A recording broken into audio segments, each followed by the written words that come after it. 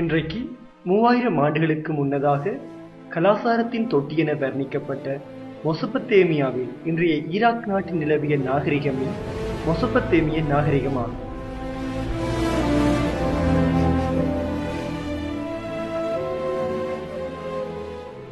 துருக்கியிலிருந்து உற்பத்தியாகி பாரசீக வளைகுடாவில் சங்கமிக்கும் யூப்ரட்டிஸ் டைக்ரிஸ் என்னும் இரு நதிகளுக்கு இடையில் வளர்ச்சியடைந்த நாகரிகமே இதுவாகும்.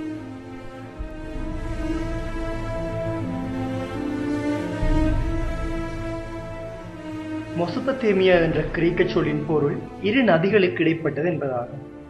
கிறிஸ்துக்கு முன் 3500 ஆண்டளவில் ஆசிய வலயத்திலிருந்து வந்த மக்கள் மெசொப்பொத்தேமியாவில் ஒரு நாகரிகத்தை உருவாக்கினர்.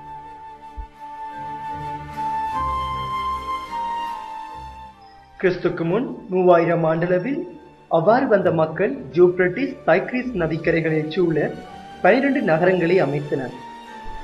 அத்தகைய ஒரு நகரத்தில் 20,000 முதல் 25,000 வரையான மக்கள் வாழ்ந்ததாக கூறப்படுகின்றது.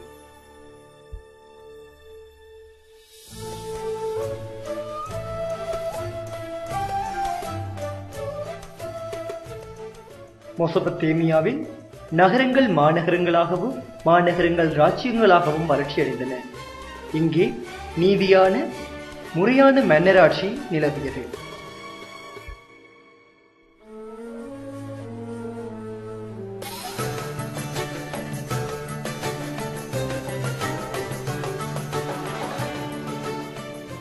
மெசொப்பொத்தேமியாவில் ஊர், நிப்பு, இரிடு, உருக், சிஸ், லகாஸ் முதலிய நகரங்களும் பின்பு பாபிலோனிய நகரமும் சிறந்து விளங்கின.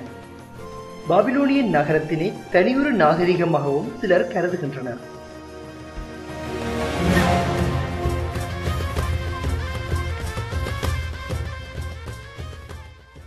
கிஸ், ஊர் இவ்விரு நகரங்களின் ஆட்சி காலங்களிலும் செமித்தியர் அல்லாதவர் எனும் இரு அரசர்களுக்கு இடையிலே போட்டி இருந்து வந்தார்.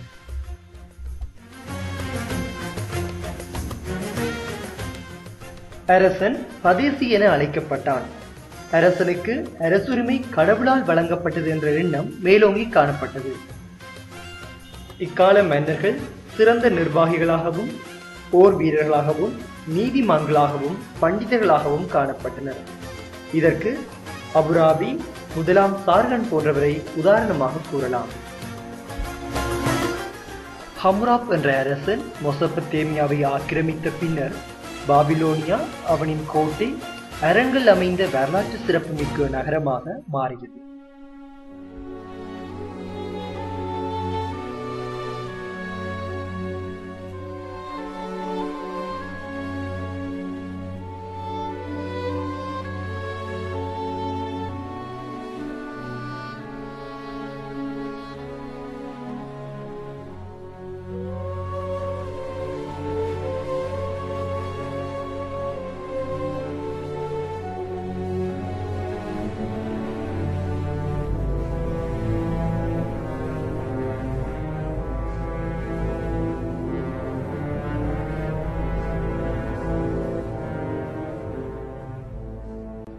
இன்றைக்கு உலகில் பல நாடுகளில் காணப்படுவது போன்ற சில சட்ட முறைகள் பற்றிய அறிவினை சுமார் 4000 வருடங்களுக்கு முன்னர் யூப்ரட்டிஸ் டைக்ரிஸ் நதிக்கரைகளில் வாழ்ந்த மக்கள் அறிந்திருந்தார்கள்.